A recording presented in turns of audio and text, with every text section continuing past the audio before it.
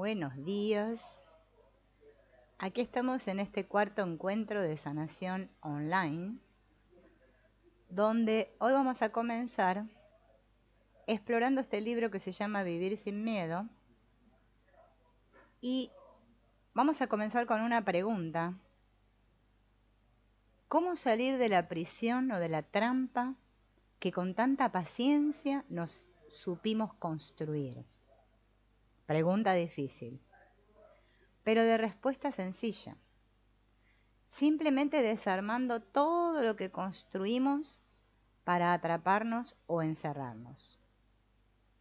Pero ¿cómo se hace? Nada es fácil sin compromiso y sin tiempo suficiente.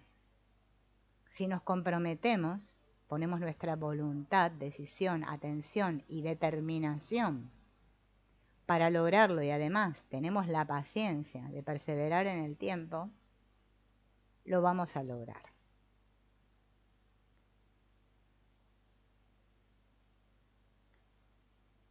Vamos a ver un decálogo, ¿sí?, que me va a permitir lograr esto. Aprende a quererte y a soñar y lograrás lo que quieras. No existen en tu vocabulario las palabras no puedo. Mi mente construyó una trampa y mi mente la desarmará. Mi prisión es imaginaria y los barrotes que me limitan no existen. No juzgues, no critiques y no te critiques. Lo que pasó, ya pasó y no lo puedo modificar. Lo que pasa ahora mismo depende de mí. Lo que vendrá depende de lo que haga hoy. Lo haré, me arriesgaré y viviré. Siembra amor y cosecharás amor. Siembra broncas y cosecharás odios. Como los bebés que aprenden a caminar, inténtalo una y otra vez y no te rindas nunca. Al final tú también correrás la gran carrera. Nadie lo hará por ti. Empieza ya y no protestes. Te hará falta toda la energía, no la malgastes. Ruega a Dios o al universo y pide lo que quieras, pero al final di, hágase tu voluntad. Hágase tu voluntad y confía. El miedo se disfraza de las más variadas cosas, situaciones o hechos. El ropaje que finalmente adopta es lo que reconocemos como fobia. El listado de todos los disfraces que adopta el miedo puede ser infinito. A veces son insólitos, increíbles y otras veces graciosos. Pero siempre son muy angustiantes para quien los padece. Vamos a enumerar aquellas fobias que escuchamos comúnmente.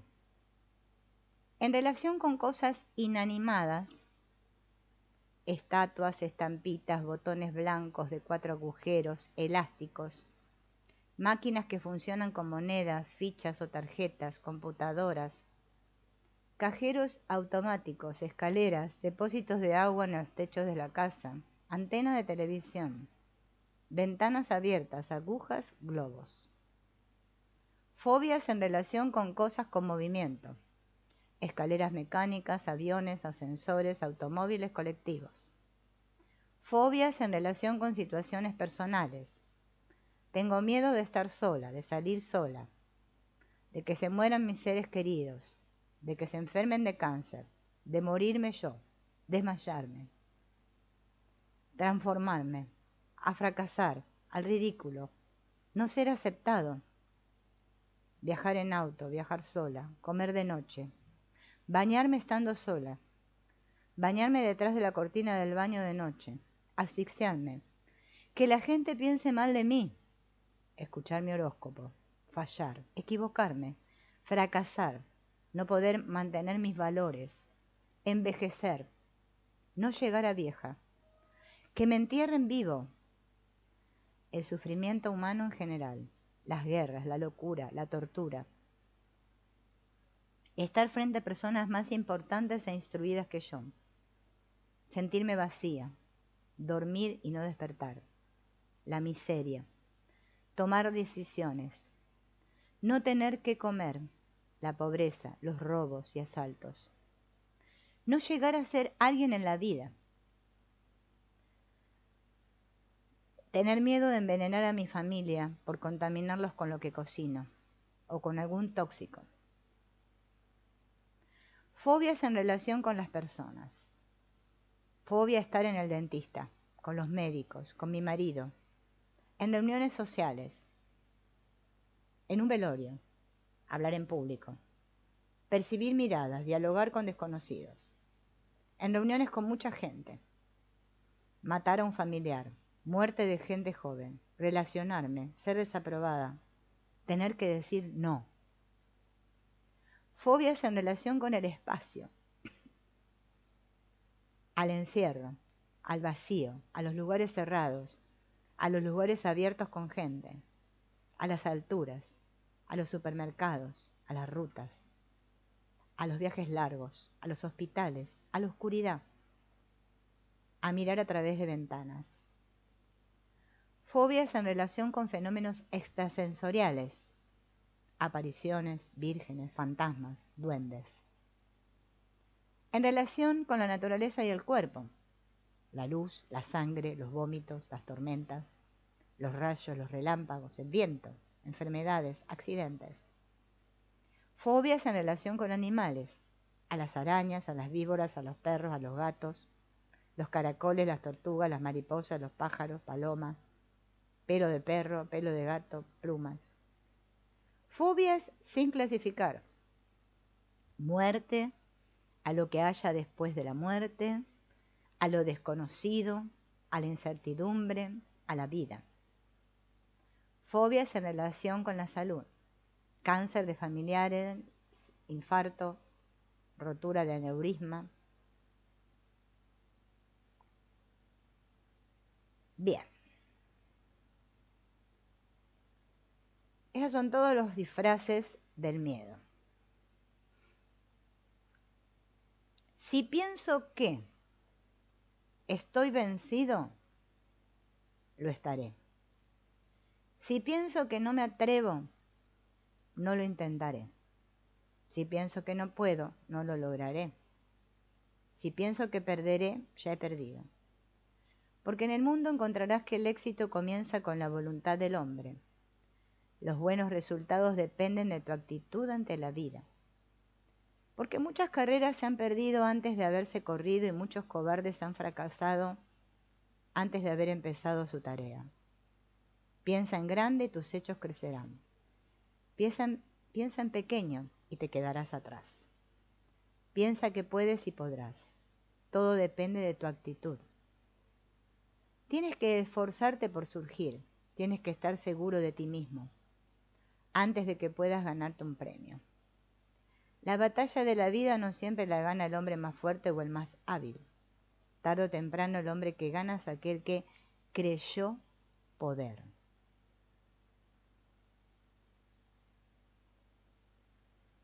Bien.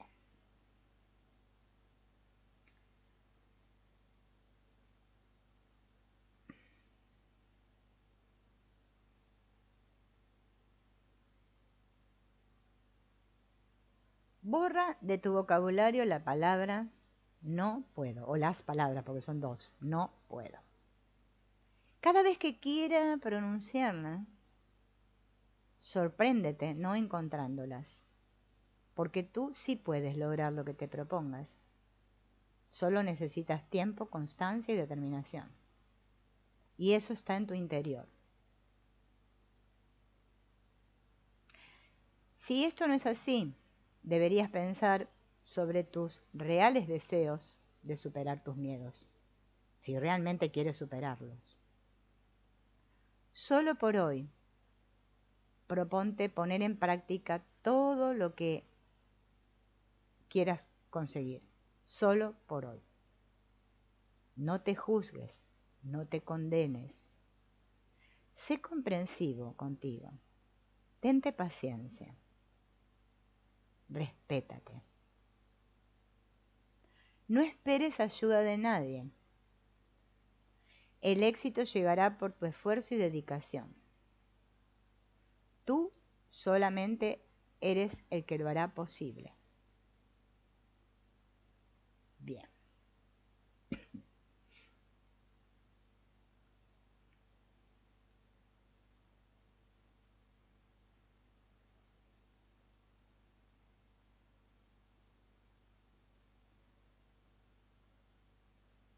¿Qué es el miedo? El miedo es una emoción normal y saludable que está en nuestro organismo para protegernos de todo aquello que nos pudiera dañar, o sea, de todo aquello que pudiera ser peligroso para nuestra integridad y equilibrio. Al activarse el miedo nos pone en una actitud de alerta y esto se plasma o se traduce en una atención concentrada y focalizada en el hecho o cosa que nos amenaza. Amenaza que de concretarse nos afectará física, psíquica o socialmente. Es por ello que el miedo es una emoción que nos protege. Esta disposición psíquica de atención concentrada en el peligro se acompaña además por una reacción física, muscular, glandular, cardiovascular y respiratoria, que nos pone en estado de alerta máxima y nos prepara para la acción, sea esta de lucha, enfrentar o de huida, escapar. Si el peligro puede ser destruido, entonces elegimos la conducta de enfrentar y en consecuencia lucharemos. En cambio, si lo evaluamos en forma negativa y no nos sentimos en condiciones de destruir el peligro, elegiremos la conducta de evitar el enfrentamiento y entonces huiremos. De esta manera, en ambos casos se logra el objetivo que el miedo resguarda. Esto es mantener la integridad física y mental y recuperar el equilibrio porque la amenaza ha desaparecido.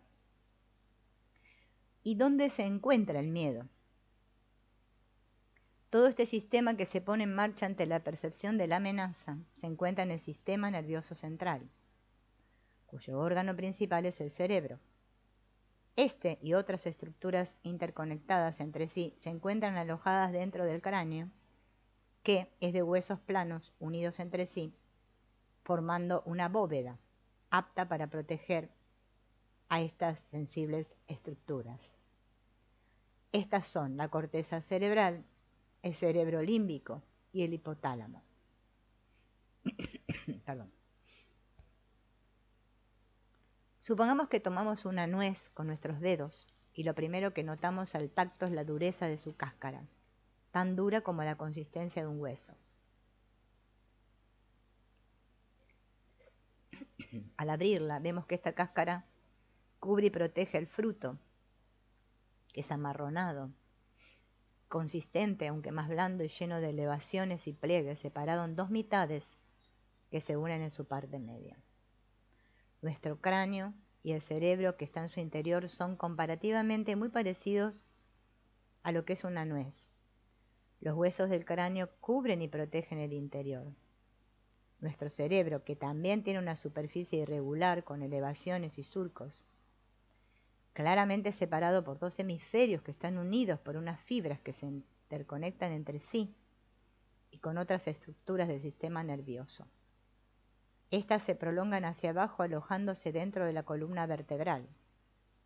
La superficie cerebral tiene un color habano claro, que al colorearla con sales de plata para mirarla en el microscopio toma una tonalidad grisácea, por lo que a este sector se le denomina sustancia o materia gris.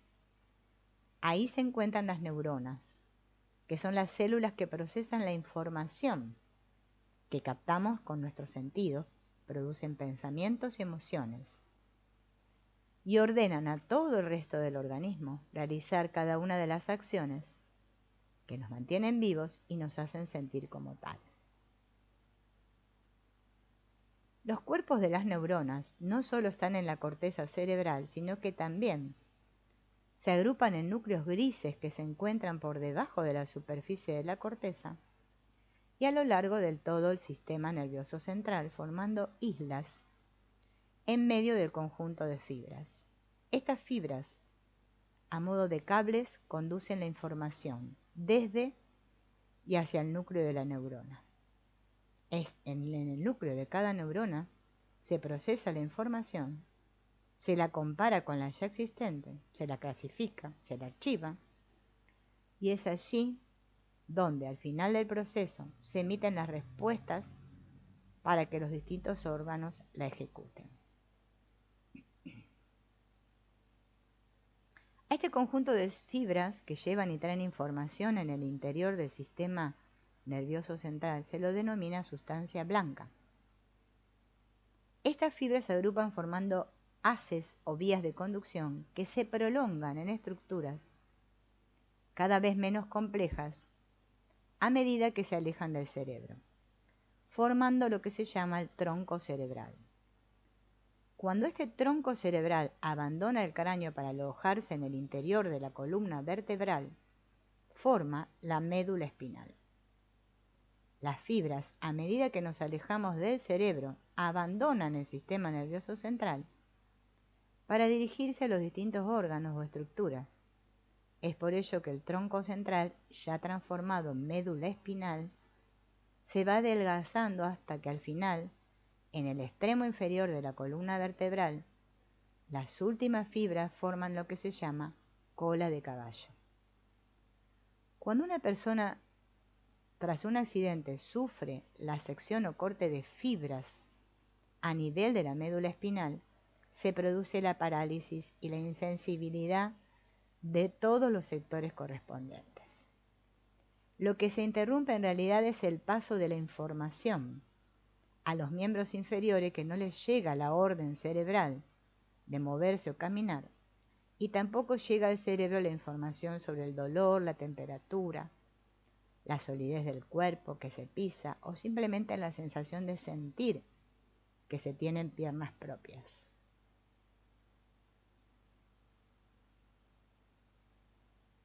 El sistema nervioso central consta de neuronas que forman la sustancia gris y de fibras que llevan y traen información que forman la sustancia blanca. Si uno observa esto en el microscopio, la sustancia gris, puede observar como una selva donde existen muchos matorrales o árboles con sus troncos de los que salen ramas que se tocan con las ramas del árbol vecino. En esta maraña tan intrincada, los troncos de los árboles serían los cuerpos de las neuronas y sus ramas o prolongaciones lo que llamamos dendritas. La palabra dendritas viene del griego y significa árbol.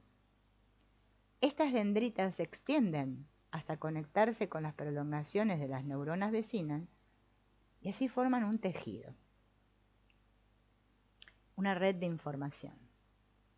En el cuerpo de la neurona, en el núcleo, se elabora o procesa la información y esta es enviada hacia la neurona vecina y esta a su vecina y así sucesivamente. La neurona, además de las llamadas dendritas, posee una prolongación más larga, como si fuera la cola de un barrilete. Esto se llama axón. La energía nerviosa circula en un solo sentido.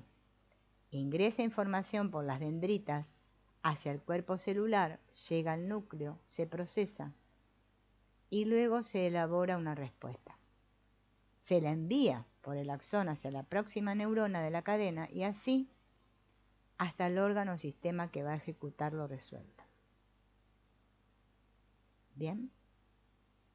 Las neuronas y sus extensiones o prolongaciones, dendritas y axones, se interconectan formando un tejido o una red que circula, ¿no?, por el cual circula la información, que se propaga por todos los rincones de nuestro organismo.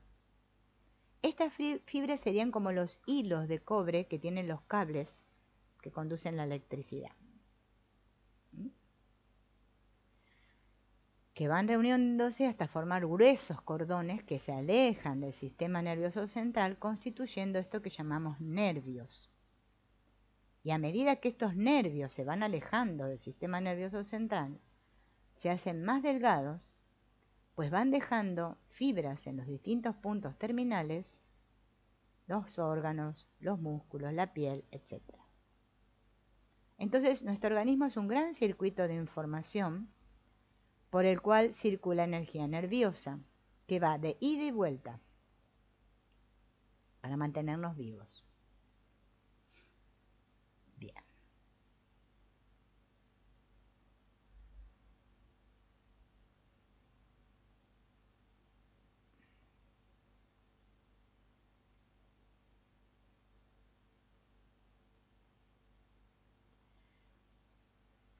Las conexiones que se establecen luego de nacer, cuando nacemos, ¿no?, determinan el futuro nuestro. En gran medida van a determinar cómo pensaremos, aprenderemos y actuaremos en nuestra edad adulta.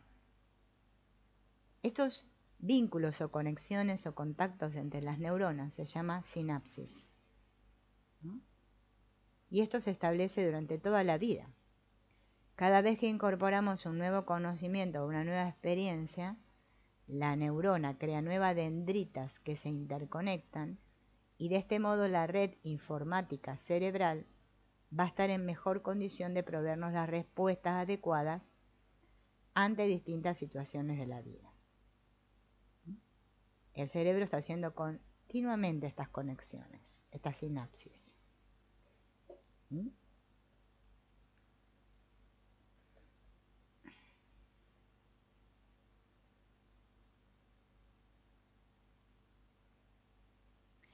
Entonces, ¿qué tiene que ver todo esto que hemos dicho con el miedo?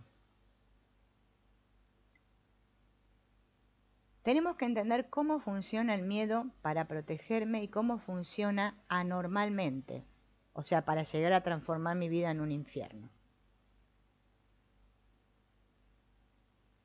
Cuando la vida apareció en nuestro planeta, lo hizo en el mar, y ocurrió cuando una molécula empezó a reproducirse a sí misma, es decir, se duplicó.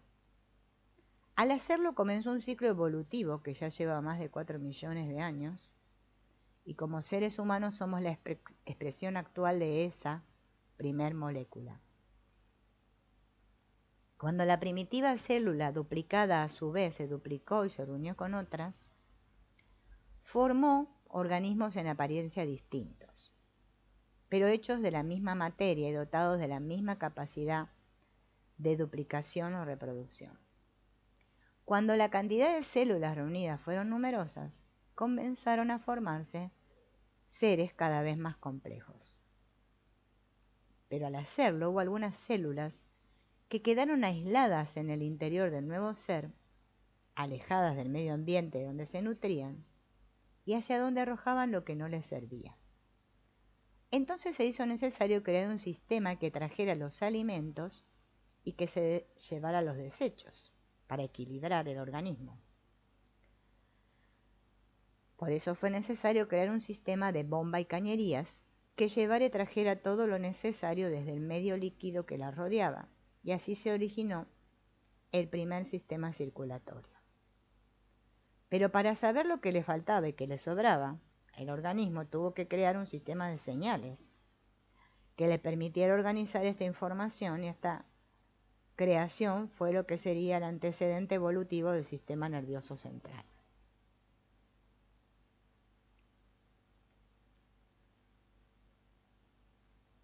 Bien.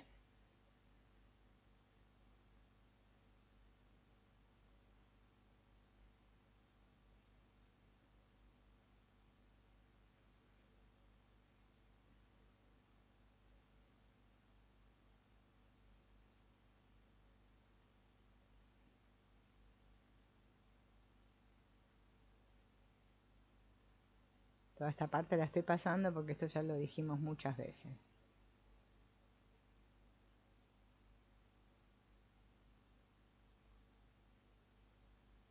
¿Cómo funciona el miedo? ¿Qué tiene que ver con todo esto que venimos diciendo, ¿no? De dónde nos originamos, cómo se formó este sistema nervioso central. Vamos a ver el caso de una persona llamada Juan, ¿no?, que respira y que en este momento está haciendo la digestión. Hace un ratito nomás comió pollo con papas porque tenía hambre. Y a pesar de haber apagado el horno, la temperatura de la cocina lo hace transpirar. Está agotado y de repente se da cuenta de que tiene ganas de ir a hacer pipí. Entonces se levanta y va al baño. Todo esto ocurre en forma automática y autónoma gracias al hipotálamo o cerebro reptiliano, que Juan y todos nosotros tenemos. Él no tiene conciencia de que todo el funcionamiento de su organismo se realiza sin su control y que además ocurre sin que ello le demande ningún tipo de esfuerzo o atención. Podríamos decir que es como tener conectado el piloto automático. para todas estas funciones que hacen posible la vida, gracias a los núcleos grises que tenemos en el hipotálamo o cerebro reptiliano. Después de hacer pipí, vuelve a la cocina y tiene sed. Va a la heladera, toma un vaso con jugo de frutas, se lo toma hasta el final. Sonríe mientras se dispone a lavar el piso sucio, pero cuando llega a la pileta de la cocina observa una cucaracha que raudamente comienza a corretear para hundirse por el agujero del desagüe. Su cara expresa repugnancia y fastidio, pues su memoria asocia a la cucaracha con la suciedad, la enfermedad y la muerte. Un escalofrío recorre su espalda y un estado de inquietud o nerviosismo lo invade. Tiene una sensación psicológica de miedo, de amenaza a su seguridad y equilibrio. Se ha interrumpido la paz. Estas sensaciones de satisfacción, de enojo o de miedo dependen del cerebro límbico, que es el responsable de la memoria y de las emociones. Pero como este está estrechamente relacionado con el hipotálamo, no puede evitar estimularlo. Entonces todos los centros que allí están se activan. Se acelera la respiración, el pulso, aumenta la secreción de hormonas, la presión sube, transpiran, se tensan los músculos. Aumentan las ganas de evacuar el intestino y la vejiga. Todos los sistemas vitales se exaltan. Se altera el equilibrio que Juan tenía hasta ese momento. Todo esto ocurre así, en instantes, sin que Juan pueda hacer nada para evitarlo. Pero como él es una persona dotada de corteza cerebral prefrontal, como todos nosotros, puede razonar y buscar soluciones o respuestas que le devuelvan la paz y el equilibrio. Entonces piensa, es una cucaracha más entre las millones de cucarachas que existen. Tendré que aumentar mis medidas de higiene, ¿no? Echar más cucarachicida. Así que ahora me voy a dormir y mañana será otro día. La ansiedad se empieza a disipar, el ritmo cardíaco se normaliza, la respiración se hace suave, ya no transpira, se relaja y empieza a bostezar. ¿Qué fue lo que pasó?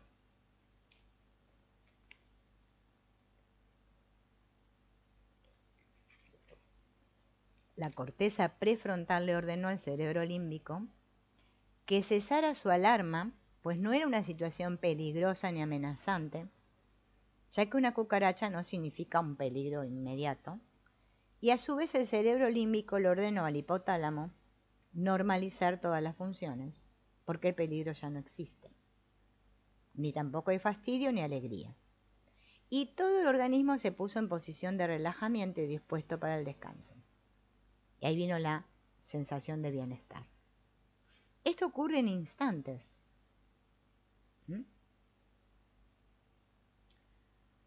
Al otro día, Juan se levanta, decidido a dar un paseo con su perro, llamado Capricho, ¿no? El perro Capricho estaba exhausto, luego de la larga caminata, comandado por su hipotálamo de perro, fue corriendo con la lengua afuera, ¿no? Con la respiración y el pulso acelerado, hacia un charco de agua sucia para calmar su sed. El perro no siente asco, porque esa es una sensación humana. Pero cuando ya estaba tranquilo moviendo la cola, apareció un desconocido.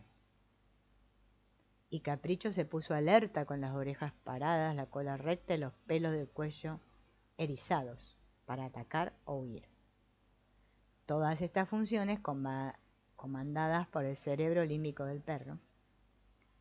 Juan intentó explicarle que el señor con el garrote era bueno y que solo quería jugar, pero fue inútil, porque Capricho no lo podía comprender. El animal quería huir, luchar o esperar a que la amenaza desaparezca. ¿Por qué? Porque el animal carece de corteza prefrontal y por ello no puede analizar la situación, ni razonar, o encontrar variantes fuera de las 3 posibles ya señaladas. Finalmente, lo único que desactivó la alarma del perrito fue mostrarle aquellos gestos que él tiene grabados en su memoria, como no amenazantes o tranquilizadores. Por ejemplo, no mirarlo a los ojos o mostrarle las manos abiertas hacia abajo. Así que ahora podemos comprender que ante una situación de amenaza surge el miedo tanto en Juan como en el perro. Y en ambos la respuesta es una aceleración o exaltación de las funciones vitales, que nos pone en condición de alerta. La diferencia entre Juan y el perrito está en que Juan tiene corteza cerebral prefrontal, que le permite adoptar una conducta distinta de la de huir, luchar o esperar a que la amenaza desaparezca, y el perrito no tiene más que las otras opciones que ya dijimos. Bien. ¿Qué es lo que le sucede a las personas que sufren ataques de pánico o fobias? La conducta de estas personas que tienen miedo, fobias o ataques de pánico se encuentra estrechamente vinculada con una alteración que los hace actuar en forma tan primitiva como los mamíferos que solo tienen cerebro límbico y reptiliano. Dicho en otros términos, las personas con miedo, fobias o ataques de pánico se comportan en forma tan irracional como el perrito capricho ante una situación de peligro y no utilizan la corteza prefrontal de la que están dotados, con un agravante. A veces no es necesario que el peligro sea percibido.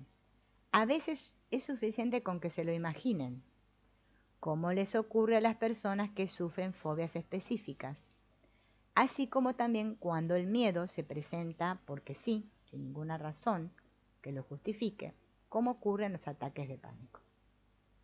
¿Por qué esto ocurre así?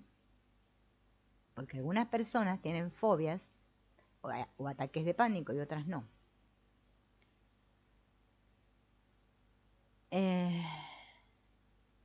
Bien. Se produjo una alteración en el funcionamiento del cerebro de estas personas, en virtud del cual el miedo que está en ellos para protegerlos se descontrola o se descalibra, dando como consecuencia una actitud de alerta permanente las 24 horas del día, lo que determina que las vidas de esas personas se transformen en una especie de infierno. Pero esta alteración no significa daño, sino tan solo desorden. Se deberán corregir algunas cosas y todo volverá a ser normal. ¿Bien? ¿En qué consiste este desorden? Cuando percibo, por ejemplo, con mis ojos una situación peligrosa o amenazante, recién tomo conciencia de lo que veo una vez que los haces luminosos llegan a la región occipital con la que el cerebro decodifica esta información lumínica, la clasifica y la compara con las imágenes guardadas, y entonces surge la escena completa. Alguien que no conozco me está apuntando con un arma y a la vez me dice, esto es un asalto. Al mismo tiempo, la información sonora que circuló por otras vías para ser decodificada en la región temporal, toda esta información de imagen y sonido, también le podríamos agregar color, se analizan en distintas zonas del cerebro y todas se canalizan hacia la región de la corteza prefrontal para que allí se les agregue, además, la interpretación de gestos, actitudes, circunstancias que rodean al hecho, de la presencia o no de elementos tranquilizadores, etcétera, etcétera. Pero antes de llegar a la región frontal, y como al pasar esa información sin procesar, deja un pequeño aviso o anticipo en el cerebro límbico, lo que genera una reacción de inquietud o pequeño temor que es transmitido al hipotálamo, que recibe este mensaje, existe la posibilidad de que haya que luchar o huir, pero por ahora nada más que eso. Después que la corteza cerebral prefrontal intervenga, quizás surjan novedades que permitan interrumpir el estado de prealerta. Por ejemplo, no es un asalto de verdad, es una película, o sí es un asalto en serio, pero el que empuña el arma es un niño de 5 años y es un revólver de juguete. Entonces la corteza cerebral prefrontal ordena al cerebro límbico, y el hipotálamo, volver a la normalidad, a la paz y al equilibrio. Pero si la corteza frontal analiza que este sujeto que me apunta es un verdadero delincuente y que para colmo de males está nervioso, de inmediato informa al cerebro límbico y al hipotálamo para que todo el organismo se ponga en alerta máxima para la lucha o la huida. En las personas con trastorno de pánico o fobias, toda la información recogida por los sentidos deja como anticipo en el cerebro límbico casi el 100% de la información, activando el miedo y el hipotálamo y con ello el estado de alerta máxima. Como consecuencia, muy poca o casi nula información llega a la corteza frontal. De tal modo que ésta, al no procesar todos los datos aportados por los sentidos, no puede determinar si se trata de una filmación o si el niño es el asaltante es un niño inofensivo o si es un asalto de verdad. Como la respuesta razonable no llega a tiempo, las personas experimentan las reacciones de un miedo sin congruencia con la realidad, desproporcionado, desmedido. Sienten que se mueren, que les va a estallar el corazón o que mueren asfixiados. Y mientras ven cómo van a huir arrojándose por la ventana o cómo eliminar al que se interponga en su camino hacia donde lo van a salvar, o bien el miedo es tan masivo, intenso y brutal que la persona bloquea todos los sistemas y queda como congelada, como frisada, con la sensación que se muere irremediablemente aunque esto no ocurra. ¿Bien? Esta normalidad se puede corregir. El cómo corregirla lo vamos a ver en el próximo encuentro, porque ahora quiero que hagamos unos ejercicios porque si no va a ser todo teórico, ¿no? Lo que estamos viendo. ¿Qué son? Estos ejercicios vienen, ¿no? Son tres ejercicios para liberar bloqueos energéticos. Son ejercicios de contracción altamente eficaces para liberar las energías bloqueadas de los chakras.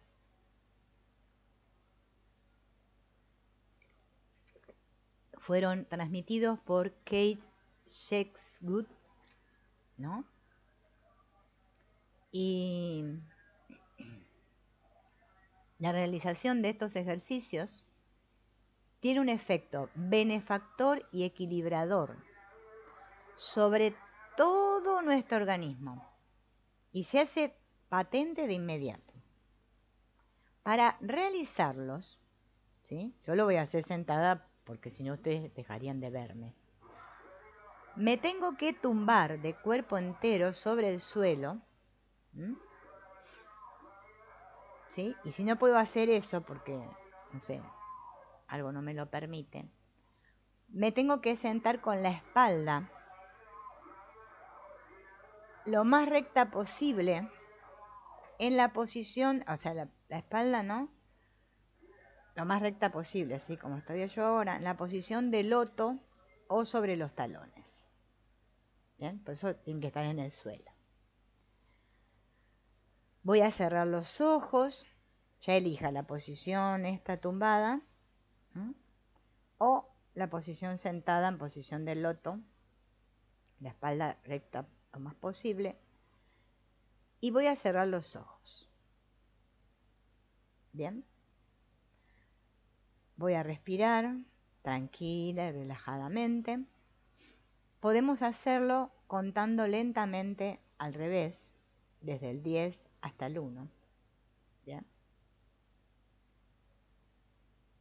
Respirando con cada número que voy repitiendo. Respirando y exhalando. Este primer ejercicio se llama la contracción del centro radical. ¿Qué voy a hacer primero? Expirar. Recuerden que inspirar es esto y expirar es esto. ¿Bien? Pausadamente, o sea, voy a intentar eliminar el aire así. Y a continuación, después de eliminar el aire, voy a tratar de contraer, ¿saben lo que es contraer, no? Hacia adentro con la mayor fuerza posible la zona del abdomen inferior, o sea, esta, así, como si la pusiera contraída. Primero, para poder hacerlo bien, voy a contraer el músculo del ano. Ustedes lo pueden hacer. Contraigo. Y tirar de él hacia adentro, como si yo quisiera reprimir la defecación. Y a continuación voy a contraer los órganos tan intensamente como me sea posible, todos estos órganos inferiores. Finalmente tratamos de contraer hacia adentro en dirección hacia la columna vertebral, la zona umbilical del abdomen inferior. Y este último paso del ejercicio apoya las dos contracciones precedentes, porque se tira del recto y de los órganos sexuales hacia atrás y hacia arriba cuando hago este movimiento del ombligo. Pero primero tengo que comenzar por debajo, por el ano, el abdomen inferior y así hasta contraer acá. Así voy a tener una máxima contracción del abdomen inferior y lo voy a mantener algunos segundos y después me suelto, retornando al relax. Dejo pasar unos segundos y vuelvo otra vez a hacer lo mismo. Repito el ejercicio. Mantenemos de nuevo esa contracción de la cavidad pélvica. Durante varios segundos soltamos y relajamos. También se puede hacer hasta 3 veces. Este ejercicio de contracción libera sobre todo los bloqueos del primer y segundo chakra y estimula la energía kundalini.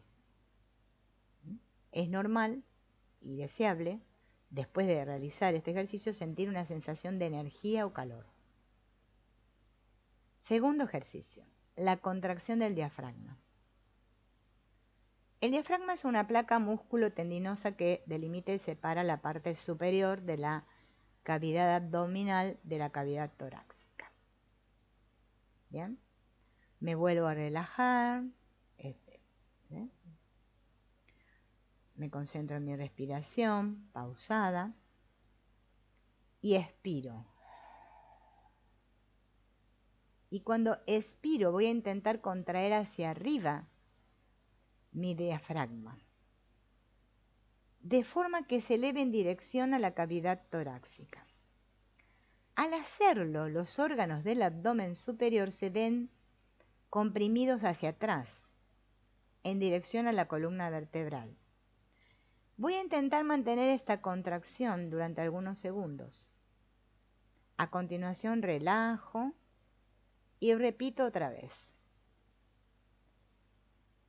En la pausa que sigue seguimos dirigiendo nuestra atención al lugar donde hemos realizado el ejercicio. En general experimentaremos un cosquilleo o vibración de una intensidad diversas. También puede ser calor, ¿no? Esta reacción es desencadenada por la energetización del chakra del plexo solar. Parte de la energía liberada asciende hasta el chakra cordial, que también se activa mediante este ejercicio. Se extiende en nosotros una sensación de profunda satisfacción interior.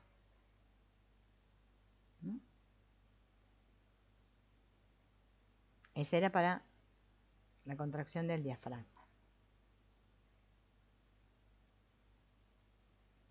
Ejercicio 3. La contracción de la nuca. En este ejercicio vamos a inspirar a través de la nariz y partiendo de nuestra situación de relajamiento vamos a intentar contraer o apretar simultáneamente hacia abajo la nuca y la barbilla. La nuca, acá, y la barbilla, en dirección al cuerpo. Así, como que la bajo. Perdón. Al hacerlo, tiro de los hombros hacia arriba, o sea, voy bajando esto y los hombros los voy tirando hacia arriba, de forma que el cuello se haga cada vez más cortito. Voy a mantener esta tensión durante unos segundos concentrándome en mi nuca, Después me vuelvo a relajar y dejamos todo suelto. A los pocos segundos vuelvo a repetir el ejercicio y me vuelvo a relajar hasta hacerlo 3 veces. Este ejercicio de contracción de la nuca disuelve las energías estancadas en el chakra del cuello, purificando este importante canal que une la cabeza con el corazón. Cuando aquí se recupera el flujo energético libre de obstáculos, sentimos en la zona de la nuca y los hombros un fuerte ardor, que va acompañado de un sentimiento de fortaleza interior, sinceridad y autoconfianza. Así se equilibran los dos polos, el yin y el yang. Si hacemos estos 3 ejercicios, el primero, el segundo y el tercero, consecutivamente, constataremos una clara mejoría de nuestro estado general, ¿sí? No hay que exagerar haciendo los ejercicios, solamente 2 veces al día, por la mañana y por la tarde, siempre prestando atención a nuestro propio bienestar. ¿Bien? Y ahora vamos a ver un poquito de este libro para cerrar hoy, que se llama La brújula de la autocuración.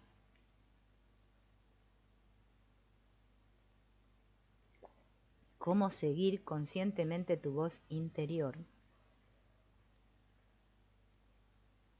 Y vamos a hacer una reflexión de cómo diferenciar qué soy, qué se adapta, qué cosas y comportamientos, pautas he desarrollado para satisfacer las necesidades de los demás, qué hago por los demás, por mis seres queridos, mi entorno, ya sea mi familia, mi trabajo, mis amigos, y qué hago por mí mismo, y qué de todo esto me sienta bien y qué cosas no me sientan bien. Varias preguntas, ¿no? Prestemos atención por un segundo a nuestro corazón. Para eso podemos poner nuestras 2 manos aquí un ratito y respirar e intentar sentir los latidos de nuestro corazón. Nuestro corazón trabaja todo el día, el pobre, como un loco, y nosotros nunca le damos bolilla. Bueno, un momento de prestarle un poco de atención. ¿Cómo me siento? ¿Cómo me siento cuando yo me hago preguntas? ¿Qué pasa con cada pequeña palabra que escucho? Sería como el mantener la atención en mi corazón y hacerme preguntas y estar consciente de cómo me siento, es como hablar conmigo mismo. Lo mismo puedo hacer sintiendo mi vientre. ¿Bien? Y me digo a mí mismo, escúchate. Así, escúchate.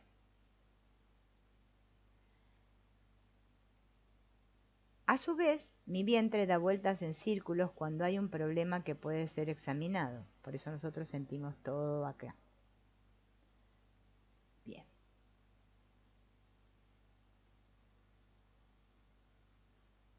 No puede haber curación si yo no escucho a mi cuerpo. ¿Dónde están mis raíces? ¿Con qué puedo conectar? Diferencia y elige conscientemente. ¿Notas que tienes que picar algo que afecta a tus dolencias físicas? Entonces hazte las siguientes preguntas y toma conciencia. ¿Es mi herida o es una herida de mis antepasados o de mi campo ancestral? ¿O es enteramente una herida de alguien de mi entorno inmediato?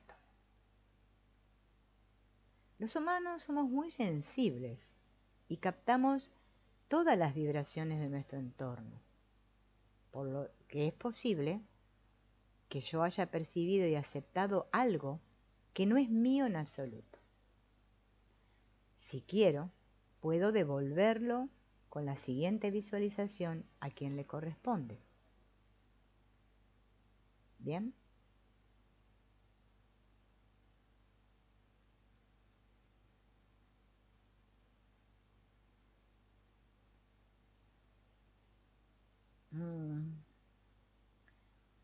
Siente en tu interior y pregúntate, ¿llevo solo mi mochila mental o llevo la mochila mental de mi madre, mi padre, mi abuela, mis amigos? Si yo noto que no llevo solo mi mochila, puedo, si quiero, tomar una decisión muy clara. Visualizar a la persona cuya mochila mental parece que llevo y devolverle esa mochila con las siguientes palabras. Me he dado cuenta de que llevo tu mochila y te la devuelvo. Aquí tienes. Y puedo realizar un gesto, como visualizando que se la devuelvo. Bien. También le puedo decir, siento tu dolor, siento contigo, pero elijo no sufrir contigo y dejar tu dolor contigo y devolvértelo. Te siento, siento contigo, pero te dejo tu elección de sufrir. Me libero de tu sufrimiento. Me quedo con lo que es mío y te devuelvo lo que es tuyo. Hay que tener cuidado en este ejercicio de no adoptar el papel de víctima, porque a todos nos encanta que lo que tenemos sea de los demás y no nuestro. Entonces hay que ser muy cuidadoso. Bien. Tratar de visualizar al otro a la misma altura de mis ojos, no hacerme ni pequeño ni grande.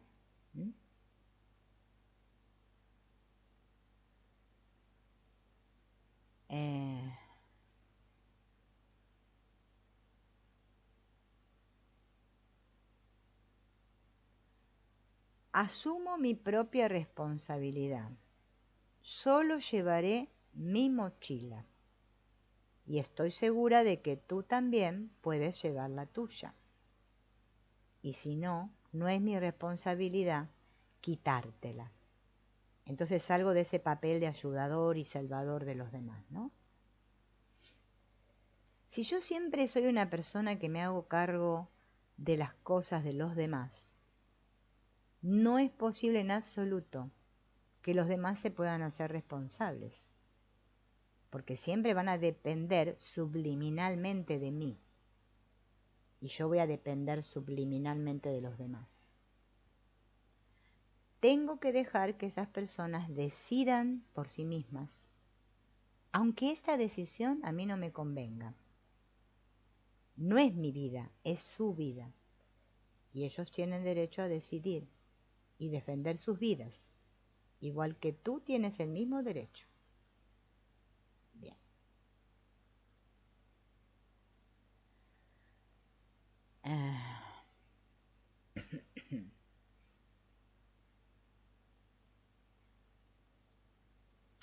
¿Dónde, cómo me siento, dónde, en qué parte, ¿no?, de mi cuerpo siento esa herida?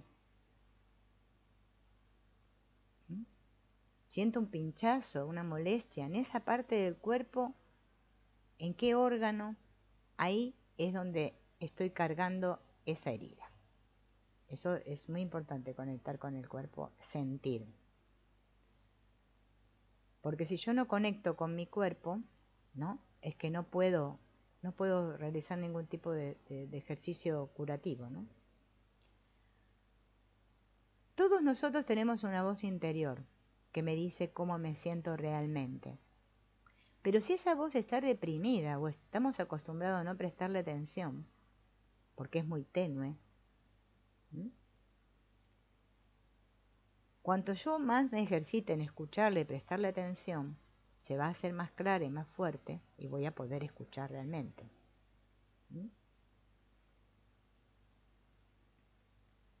Cada persona experimenta su voz interior de forma diferente. Puede que tengas pesadillas o dolor de cabeza o que te sientas agotado. De repente te atiborras a una enorme cantidad de patatas fritas o te das cuenta de que has limpiado el piso varias veces en 2 días. Lo importante no es lo que experimentas, sino que lo percibas como un mensaje.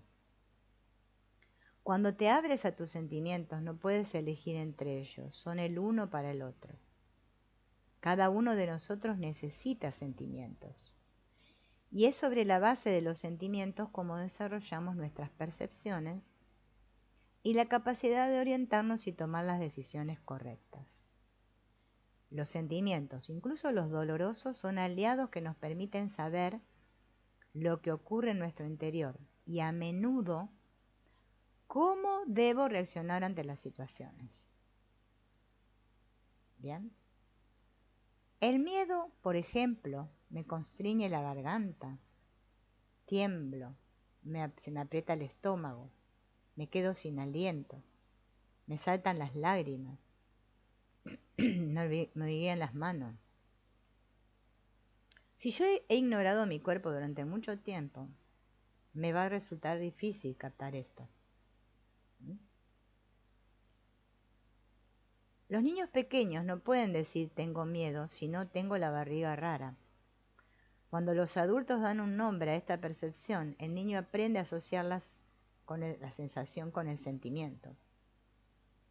Si nadie ha prestado atención a sus sentimientos y nunca ha aprendido a poner nombre a sus sensaciones, volverá a empezar y aprender a por sí mismo comprender estos mensajes que le da su cuerpo, sin juzgarlos. Si los juzgo, me va a ser más difícil experimentarlos. Si yo estoy acostumbrado a ocultar mis sentimientos, puede ocurrir tan rápida e involuntariamente que ni siquiera tengo la oportunidad de sentir el sentimiento original. Por ejemplo, me empiezo a sentir feliz y caigo en la inquietud. Me siento enfadado e inmediatamente me odio. Cada uno de nosotros reacciona de forma diferente.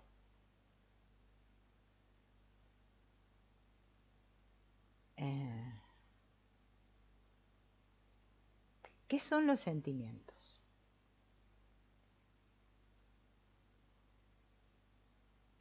Vamos a decir la siguiente lista y repetir cada palabra varias veces con distintos tonos de voz y entonación, más alto, más bajos.